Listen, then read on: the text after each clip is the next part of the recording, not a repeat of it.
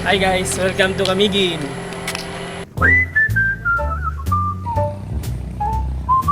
Bigo!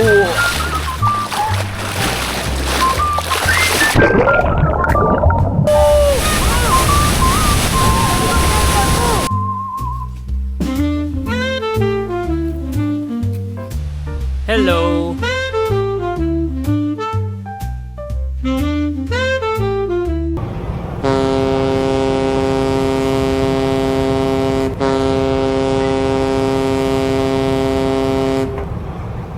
Hello guys! Andito tayo sa Camiguin Island. Lakad lang tayo. Lalakarin natin buong Camiguin. Tsinelas lang ang baon. Pag may mga magandang spot, doon dadaan tayo. Ayos! Woo!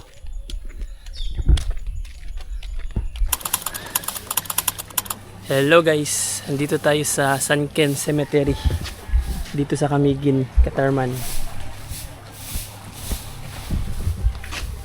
Sakay tayo ng bangka, pupunta tayo dun sa malaking cross.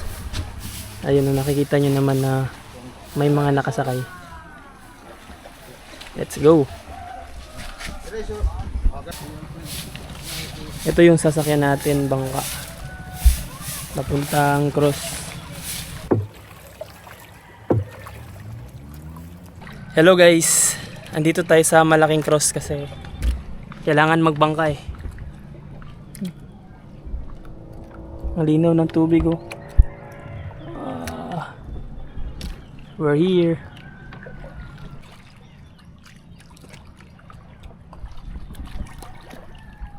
Hello, andito tayo sa malaking cross.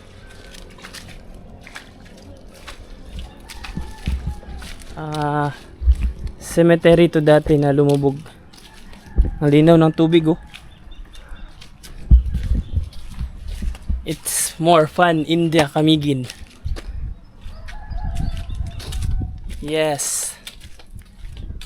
Okay, welcome to San Ken Cemetery, sir. Sir, ini sa unang panahon, island siya before. Pagbuto sa bulkan, 1871, yung sunk na siya. Karon gina na makita na cruise is landmark ni siya karon. Gitukod sa tourism is 1996. Karon wala ka tayo makita nga panty ug lapida kay covered na sa corals. Ang atong interest na is 5 hectares. Ang original na cruise na patunahan. Karon gini landmark, ang original na cruise is nag-sunk siya. Karon high tide pa dili siya makita. Pag low tide tong Karanga Cross is makita pa siya. Padulong ni Sir Will Church. Padulong dito. Last year line na siya pag low tide. Na siya shoreline makita. Karon high tide karon.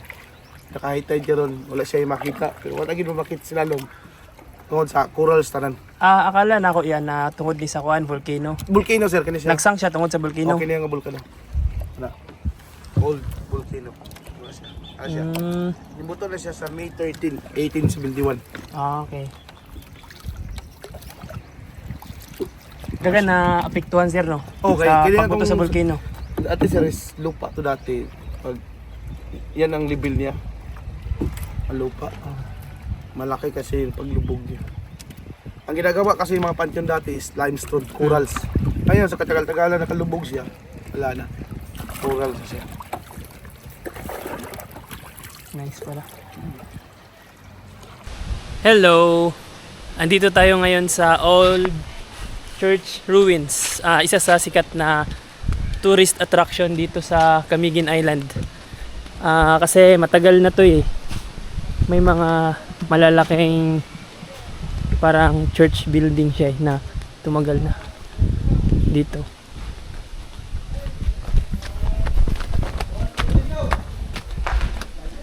Maraming mga turista pumupunta dito na nagpi-picture taking.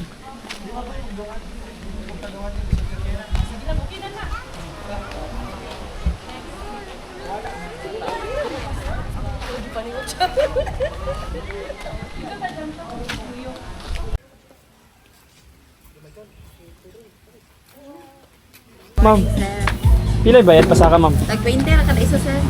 Layo-layo na dyan ma'am? Mga 30 minutes sir, regular na Depende lang. lagi sa iyong 30 minutes. paglakad sir. Pero kung basta sir, mga 20. Pero dengan chadang ako na to.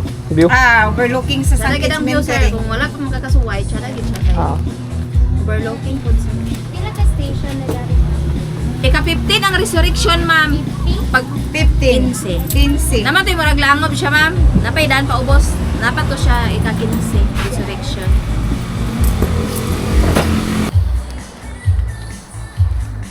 Hello guys, andito tayo sa Panaad sa Camiguin.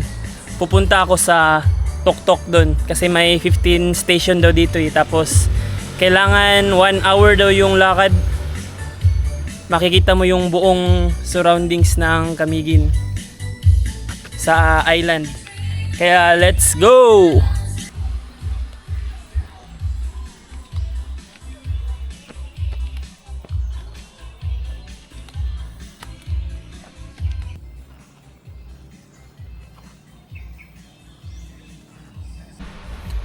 Hello, this is the first station sa Panaad sa Camiguin. Nakikita nyo si Jesus at may mga mga sinaunang sundalo. Sorry guys, hanggang first station lang ako. Di ko kaya tapusin ang 15 station kasi sobrang taas. Tapos marami pa akong pupuntahan. Gutom na pa ako. Baka mahimantay pa ako sa taas. Let's go. Try ko pumunta ngayon sa Mantigi Island. Doon magandang beach doon, magandang island. White Beach. Okay guys, see ya later.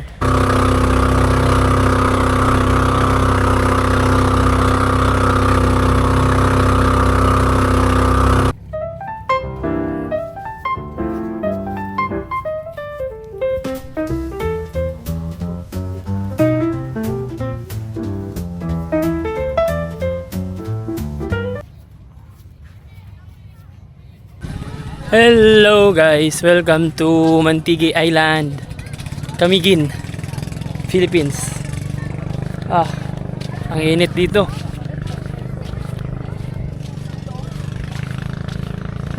Ganda ng beach nila, white beach. Tapos may puno sa gitna, mga puno. Kung naiinitan kayo, pwede kayong pumunta. Tara. Ganda ng dagat nila, kulay blue. Blue na blue. Yung clear blue. Punta tayo dun sa mga may naliligo. Ito, Camiguin Isle. I love Mantigi. Woo! Alright. Punta tayo sa mga maraming naliligo. Doon clear na clear yung dagat.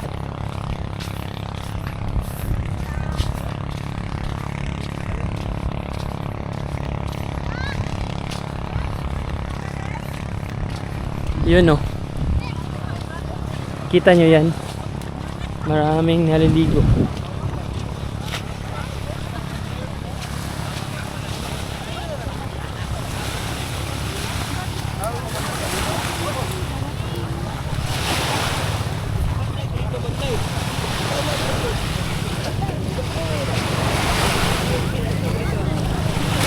Clear na clear.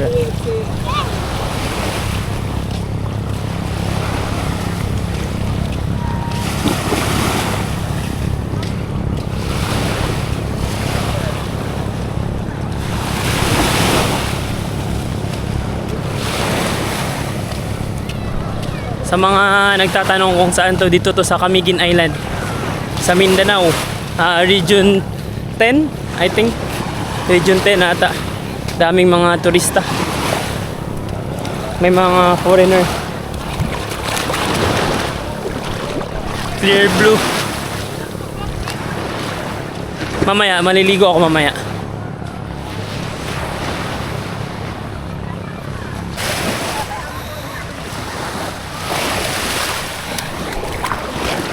Ligo.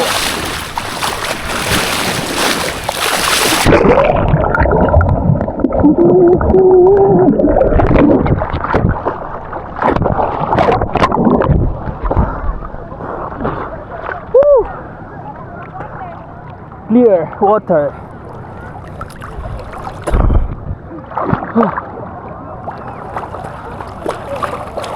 Uy, lalim na dito ah. Ha. Ha. Ha. Ha. Ha. Ayos. Ha. Ha. Ang init. Ang init ngayon. Mga alas 11 na ng tanghali. Mainit pero maganda yung tubig, malinis. Clear blue. Kita yung sa ilalim kung anong meron. Nice.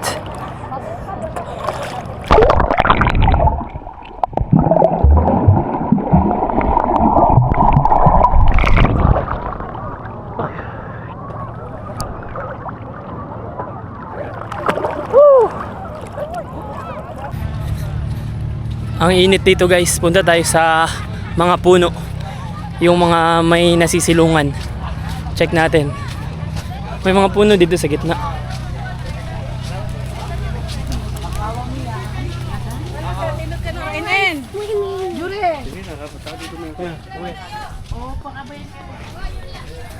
Di ba? May mga puno. Pwedeng mapagsilungan. Welcome.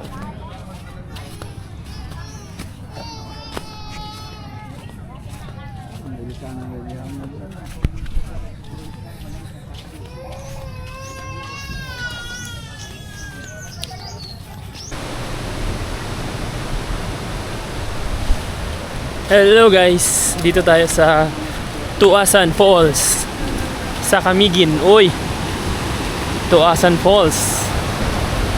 Falls naman tayo kasi tapos na tayo mag-church, dagat. Madaming turista dito. Wow. Wow. Wow.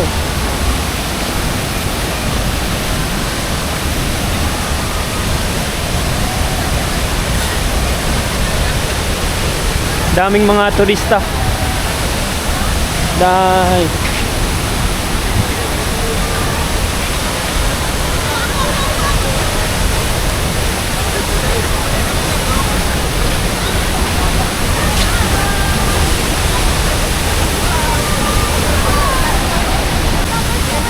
hello guys, nandito tayo sa Tuasan Falls, Camiguin.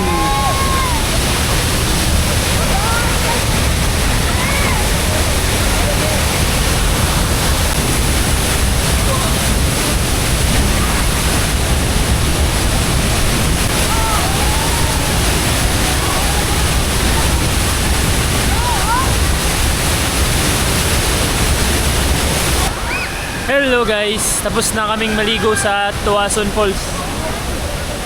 Pupunta naman tayo sa Santo Niño.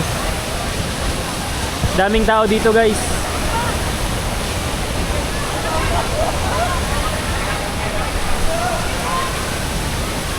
Tara. Hello guys, dito naman tayo sa Santo Niño Cold Spring.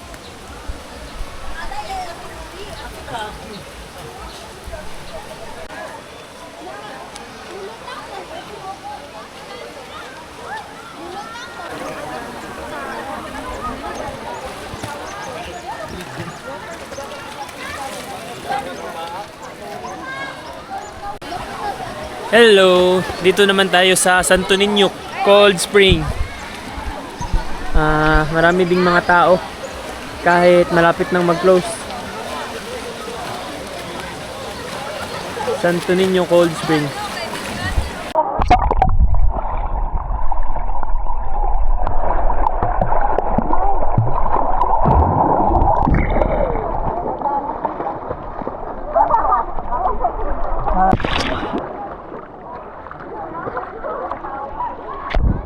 Ang lamig dito guys.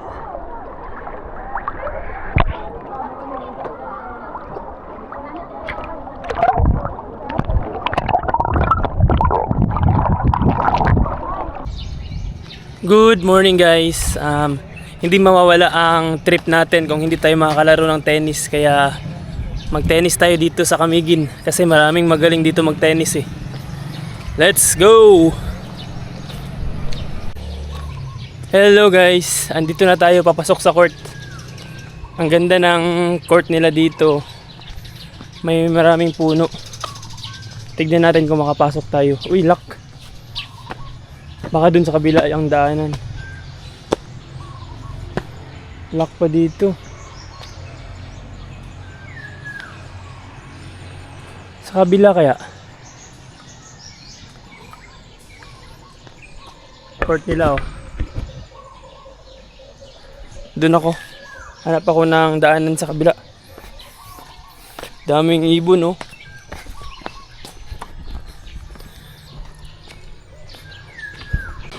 Hello, dito ako sa likod dumaan, harap ng ito, White House. Ay, bukas na dito. Ayos. Court.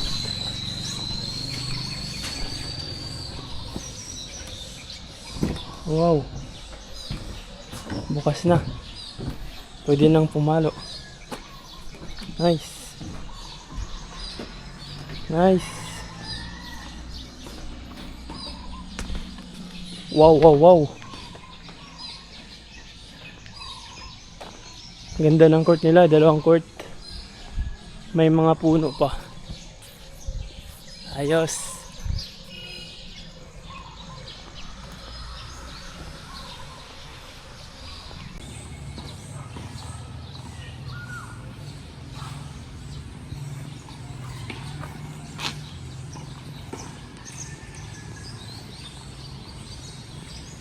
Andito tayo sa tennis court nila. Maganda yung court nila, dalawang court. Dito ata hineld yung ano yun? Squaa ba yun? Prisaa. Yung nationals nila. Nice, tennis muna tayo. May inaantay akong kalaro eh. Magaling mag-tennis dito, inaantay ko lang. Maaga ako dumating para makapapawis ng maaga. Kasi may gagawin pa ako mamaya. Check nyo guys, oh. Ang ganda ng mga puno. Ganda ng court. Dalawang court. Nice.